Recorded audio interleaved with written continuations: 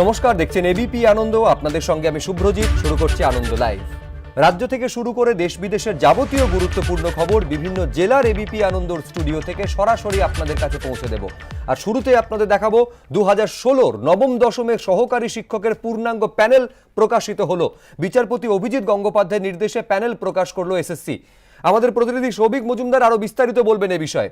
সৌভিক, দেখো, একেবারে বিচারপতি অভিজিৎ গঙ্গোপাধ্যায়ের 12ই মের নির্দেশ মেনে স্কুল সার্ভিস কমিশন ইতিমধ্যে ক্লাস 9 এবং ক্লাস 10-এর সহকারী শিক্ষকের পূর্ণাঙ্গ প্যানেল প্রকাশ করেছেন। তুমি জানো যে 2016 সালে যে স্টেট লেভেল সিলেকশন টেস্ট বা এসএলএসটি হয়, তার ভিত্তিতেই এই পূর্ণাঙ্গ প্যানেল ইতিমধ্যে প্রকাশিত হয়েছে। তার পাশাপাশি এর ক্ষেত্রে যে ওয়েটিং লিস্ট রয়েছে সেই ওয়েটিং লিস্টও প্রকাশ করা হয়েছে।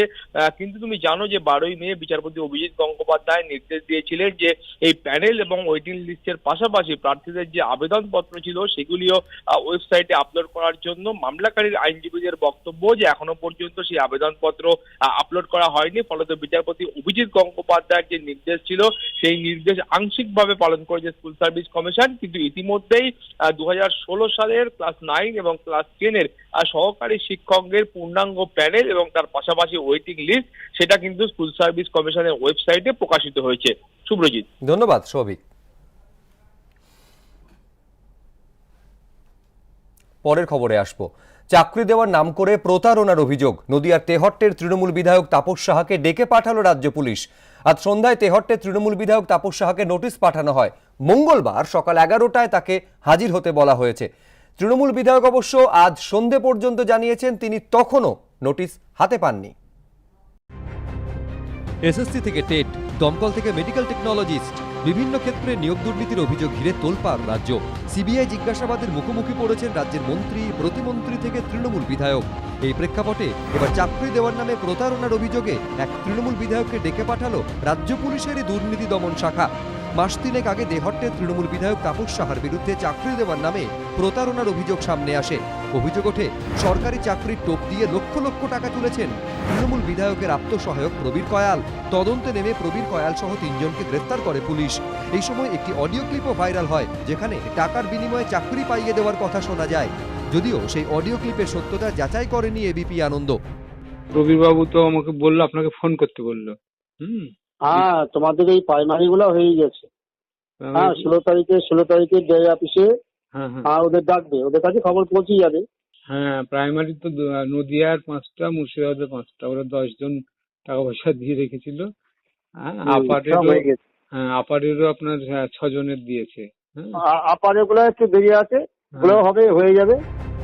ভাইরাল হওয়া আরেকটি ভিডিওতে দেখা যায় ধৃত প্রবীর কয়ালকে পাশে নিয়ে কয়েকজনের সঙ্গে কথা বলছেন তৃণমূল বিধায়ক তাপস সাহা। পুলিশ সূত্রে দাবি, এরপর তদন্ত যত এগিয়েছে ততই অভিযোগের পাহাড় সামনে এসেছে। চাকরির টোপ দিয়ে প্রায় 1.5 কোটি টাকা তোলা হয়েছে বলে জানা গেছে। এরপরই রাজ্য পুলিশের দুর্নীতি দমন শাখা বৃহস্পতিবার সন্ধ্যায় তেহট্টের তৃণমূল বিধায়ক তাপস সাহাকে নোটিশ পাঠায়। মঙ্গলবার সকাল 11টায় তাকে হাজির হতে বলা হয়েছে। তৃণমূল বিধায়ক অবশ্য বৃহস্পতিবার সন্ধ্যায় জানিয়েছেন তিনি তখনও নোটিশ পাননি। পার্থপ্রতিম ঘোষ, এবিপি আনন্দ। বেআইনি কয়লা পাচারের অভিযোগে ইসিএল এর বর্তমান ও প্রাক্তন 7 আধিকারিককে গ্রেফতার করেছে সিবিআই। বৃহস্পতিবার এই 7 জনকেই 5 দিনের সিবিআই হেফাজতে পাঠিয়েছে আদালত।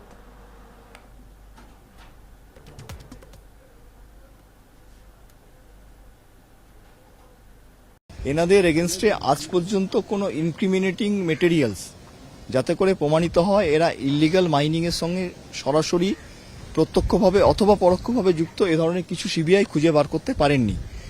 জুলাই মাসে গত বছর এনাদের প্রত্যেকের বাড়ি এবং অফিসে রেড হয়েছিল, সার্চ সিজার হয়েছিল, সাফিসিয়েন্ট ডকুমেন্ট কালেক্ট করা হয়েছিল। সেখানে এনাদের এগেনস্টে আজ পর্যন্ত কোনো আয় বহির্ভূত সম্পত্তির হিসাব সিবিআই দাখিল করতে পারেনি, যা থেকে এটা প্রমাণিত হয় যে এরা ইলিগাল মাইনিং থেকে কোনোভাবে অবৈধ পয়সা নিয়েছে। পুলিশ যেন অ্যাকশন নেয় এই কোল পিলফারেজের ম্যাটারটা, so that can be sorted out. কারণ আমরা বললে at best we can say before the police officers or the commissioner or the district magistrate, and we have done so. ওদের কাছে যখন যখন ইনফরমেশন এসছে, the moment they information come before the public servant, so far as my client is concerned, he immediately rushed to the respective officials to restrain that part. এই কয়লা পাচার কাণ্ডে এবার ইডির নজরে পুরুলিয়ার বাগমুন্ডির বিধায়ক সুশান্ত মাহাতো। ইডি সূত্রে খবর, আগামীকাল সকাল 11টা নাগাদ দিল্লির সদর দপ্তরে তৃণমূল বিধায়ককে তলব করা হয়েছে। পাশাপাশি আগামীকাল মন্ত্রী মলয় ঘটককেও ফের দিল্লিতে তলব করেছে ইডি। কয়লা কাণ্ডে এই নিয়ে চতুর্থবার তলব করা হলো মন্ত্রীকে। ইডি সূত্রে খবর, কয়লা পাচারে আর্থিক লেনদেন সংক্রান্ত তথ্য সামনে রেখেই তৃণমূল বিধায়ক ও মন্ত্রীকে জিজ্ঞাসাবাদ করা হবে। না, এজেন্সি ডাকছে কারণ এজেন্সিকে দিল্লি থেকে বলা হচ্ছে। আমি তো বারে বারে বলেছি সিবিআই যে নিরপেক্ষ, ইডি যে নিরপেক্ষ, তার তো প্রমাণ দিতে হবে। এখানে সুদীপ্ত সেন বলছে যে আমি শুভেন্দু অধিকারীকে টাকা দিয়েছি, সিবিআই তখন দেখতে পায় না। আরে গ্রেপ্তার করা ছেড়ে দিন, একবার ডেকে জিজ্ঞাসাবাদ পর্যন্ত করেনি। আর মলয় ঘটককে ডাকছে বা বাগমুন্ডির এমএলএ কে ডাকছে কেন? কয়লা যদি চুরি গিয়ে থাকে তাহলে দায়িত্ব কার? ইসিএল কর্তাদের দায়িত্ব কার? কলিয়ারি যে গার্ড করে কে? সিআইএসএফ। যে গার্ড করছে তাকে ধরুন। তৃণমূল কংগ্রেস যাতে প্রতিবাদ না করে। আরে যত ইডি সিবিআই আপনারা লাগাবেন, আমাদের আন্দোলনের ভাষা তত তীব্রতর হবে। আজকে ডেকেছে বোধহয় বাগমুন্ডির এমএলএ আর বোধহয় আসানসোলের এমএলএ, মন্ত্রী মলয়বাবু ইত্যাদি ইত্যাদি এদের ডেকেছে। তারপর এর মাথা কোথায়? তার মাথা কোথায়? বিনয় মিশ্র কোথায়? পাচারের কাণ্ডে যুক্ত বিনয় মিশ্র অভিষেক ব্যানার্জির রাইট হ্যান্ড। পাচারের গোড়া পর্যন্ত গিয়ে খুঁজে বার করতে হবে। দুর্নীতিগ্রস্ত নেতা মন্ত্রীদের বেআইনি সম্পদ টেনে বার করাটাই সিবিআই এর কাজ, ইডির কাজ। বড্ড সময় নষ্ট করছে। নতুন কিছু নয় তো, এর আগেও তলব হয়েছিল তো মলয় ঘটকের। তো মলয়বাবুকে তো যেতে হবে, কয়লার দাগ লেগে আছে জামাতে। তো সেই জন্য এই কয়লা নিয়ে সবে সিবিআই ইডি সব জাল গুটোতে শুরু করেছে। তো জালে এখন অনেক বড় বড় মাছ আসবে, ছোট মাছ বড় মাছ সব মাছই আসবে, চিন্তা নেই। এসএসসির নিয়োগে দুর্নীতির অভিযোগের তদন্তে রাজ্যের শিক্ষা দপ্তরের প্রধান সচিব মনীষ জৈনকে ম্যারাথন জিজ্ঞাসাবাদ করল কেন্দ্রীয় গোয়েন্দা সংস্থা। বৃহস্পতিবার সকাল 11টার কিছু আগে নিজাম প্যালেসে সিবিআই এর অফিসে এসে পৌঁছন শিক্ষা সচিব। সকাল 11টা থেকে শুরু হয় জিজ্ঞাসাবাদ। এর আগে রাজ্যের প্রাক্তন শিক্ষামন্ত্রী পার্থ চট্টোপাধ্যায় ও বর্তমান শিক্ষা প্রতিমন্ত্রী পরেশ অধিকারীকে একাধিক দফায় ম্যারাথন জিজ্ঞাসাবাদ করেছে সিবিআই।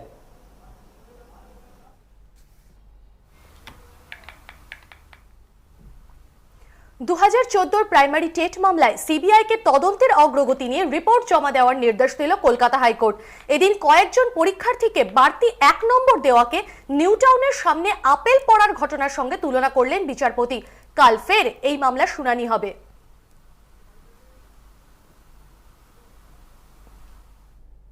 এক নম্বর সবাইকে দিয়ে দিলে কি লাভটা কি হবে? এটা তো কোনো সলিউশন না। নির্দিষ্টভাবে যে বেনিয়মগুলো হয়েছে, মাতসন ন্যায় চালু হয়েছে, এই মাতসন ন্যায় বন্ধ করার কার্যকরী পদক্ষেপ প্রশাসনের থেকে কাঙ্ক্ষিত ছিল, প্রশাসনের থেকে না পেয়ে এখন বিচার ব্যবস্থার কাছে আছে। বিভিন্ন সময় আদালতে দাঁড়িয়ে পর্ষদ এবং সংসদ তারা একে অন্যের বিরুদ্ধে বক্তব্য রাখছেন, কোনো ঐক্যমত্য নেই। বাংলা তো এগিয়ে, সবার থেকে এগিয়ে। পৃথিবীর 1 নম্বর সরকার পশ্চিমবঙ্গ সরকার। তৃণমূল সরকার তো মোদী সরকারকেও পিছনে ফেলে দিয়েছে। এত যারা এগিয়ে, সেই ক্ষেত্রেই হয়তো 1 নম্বর এগিয়ে দিয়েছে তারা। এর উত্তর রাজ্য সরকারই দিতে পারবে। কোর্ট তার অবজারভেশন দিচ্ছে এবং কোর্টে যেটা উত্তর দেওয়ার সেটা দেবে, যাদের দেওয়ার, এবং তাদের যারা রয়েছেন মানে তাদের হয়ে যারা ওকালতি করছেন। যেমনটা কিছুক্ষণ আগে বলছিলাম যে 2014 প্রাইমারি টেট মামলায় সিবিআইকে তদন্তের অগ্রগতি নিয়ে রিপোর্ট জমা দেওয়ার নির্দেশ কলকাতা হাইকোর্টের, এবং এদিন কয়েকজন পরীক্ষার্থীকে বাড়তি 1 নম্বর দেওয়াকে নিউটনের সামনে আপেল পড়ার ঘটনার সঙ্গে তুলনা করলেন বিচারপতি।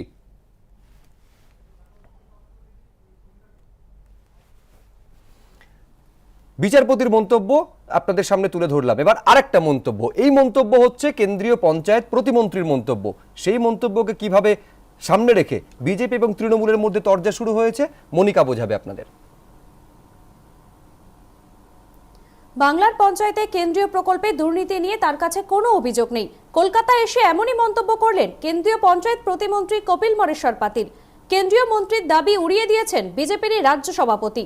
কেন্দ্রীয় প্রতিনিধি দলের ভূমিকা নিয়ে প্রশ্ন তুললেন বিজেপির সর্বভারতীয় সহসভাপতি। বিজেপিকে অস্বস্তিতে দেখে উৎসাহিত তৃণমূল।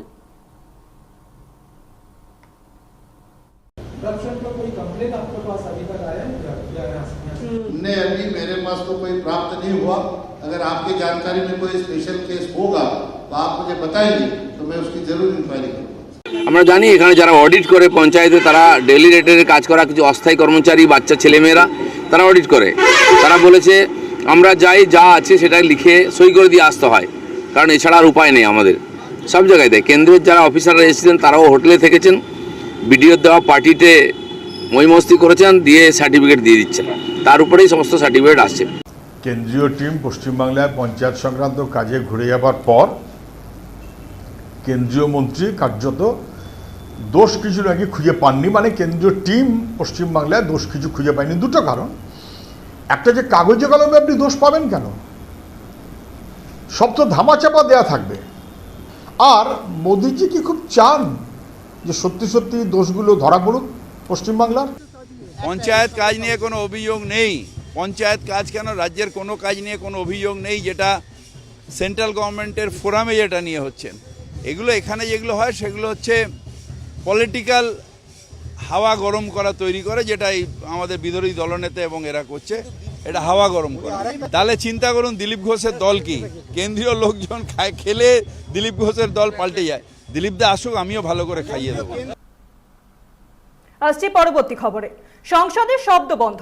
18 জুলাই থেকে শুরু হতে চলেছে সংসদের বাদল অধিবেশন, যেখানে বিরোধীরা এসব ইস্যুতে একযোগে মোদী সরকারের বিরুদ্ধে সরব হওয়ার প্রস্তুতি নিচ্ছে।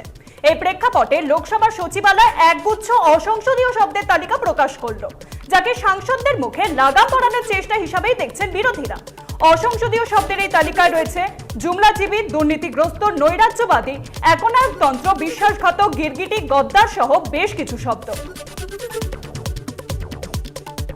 लोकसभा सचिवालय ने कुछ असंसदीय शब्दों को, जो देश के लोकतंत्र के लिए,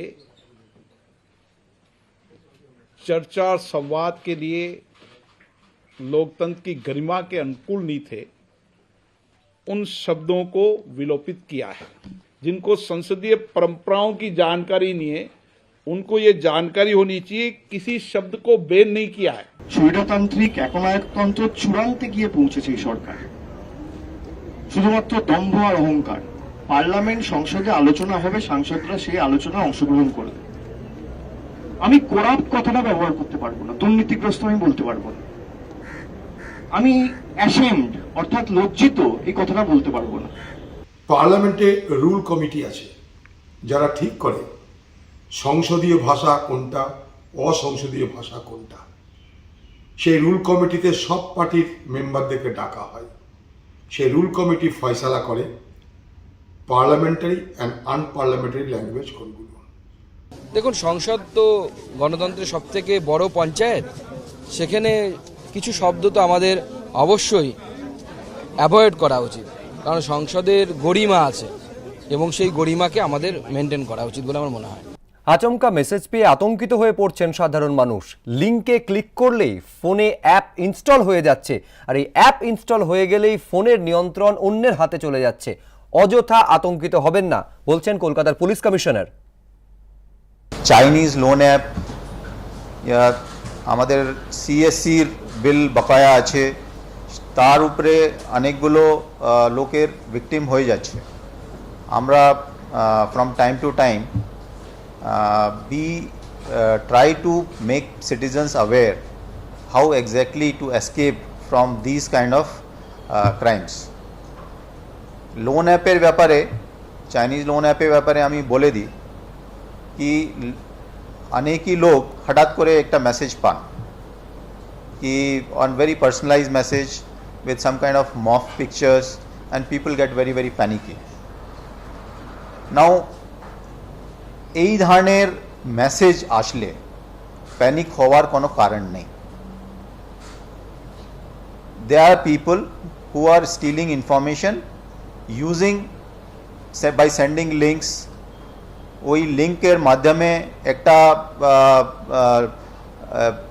ফোনের উপরে AnyDesk or TeamViewer or Quick Support এই ধরনের সফটওয়্যার ইনস্টল করিয়ে দিচ্ছে এবং ওর কন্ট্রোলটা নিজের হাতে নিয়ে নিচ্ছে। পার্সোনালি মেসেজেস দিয়ে লোকেদেরকে বেসিক্যালি পার্সোনাল পিকচার পাঠিয়ে দিচ্ছে, একটা তারপরে ওদের কাছ থেকে টাকা ডিমান্ড করছে। আমার কাছে উত্তরবঙ্গ, দক্ষিণবঙ্গ, পশ্চিমবঙ্গ সবটাই সমান। দার্জিলিং থেকে ফেরার পথে এই বার্তায় দিলেন মুখ্যমন্ত্রী মমতা বন্দ্যোপাধ্যায়। তৃণমূল এক সময় পাহাড়কে ভাগ করার চেষ্টা করেছিল, পাল্টা মন্তব্য করেছে বিজেপি। তবে এই উত্তরবঙ্গ বিতর্কের মাঝেও এদিন এক অন্য ভূমিকায় দেখা গেল মুখ্যমন্ত্রীকে। পাহাড় সফরের 3 দিনে 3 ভূমিকায় মুখ্যমন্ত্রী। মঙ্গলবার তৈরি করেছিলেন ফুচকা, বুধবার চকলেট বিলি করেন ছোটদের মধ্যে, আর বৃহস্পতিবার মোমো বানাতে দেখা গেল মুখ্যমন্ত্রীকে। আর পাহাড় ছাড়ার আগে এদিন তাৎপর্যপূর্ণভাবেই তার মুখে উঠে এলো উত্তরবঙ্গ প্রসঙ্গ। আমার কাছে উত্তরবঙ্গ, দক্ষিণবঙ্গ, পশ্চিমবঙ্গ আমার কাছে সবটাই সমান। সবাই ভালো থাকুক, শান্তিতে থাকুক, চাকরি বাকরি বাড়ুক, এখানে বাড়ছে এবং হচ্ছে। জন বার্লা থেকে আনন্দময় বর্মন কিংবা শিখা চট্টোপাধ্যায়, বিজেপির একের পর এক সাংসদ, কেন্দ্রীয় মন্ত্রী ও বিধায়কদের গলায় শোনা গেছে পৃথক উত্তরবঙ্গের দাবি। এই প্রেক্ষাপটেই মঙ্গলবার জলপাইগুড়ির ধূপগুড়িতে বিজেপিকে তীব্র আক্রমণ করেছিলেন অভিষেক বন্দ্যোপাধ্যায়।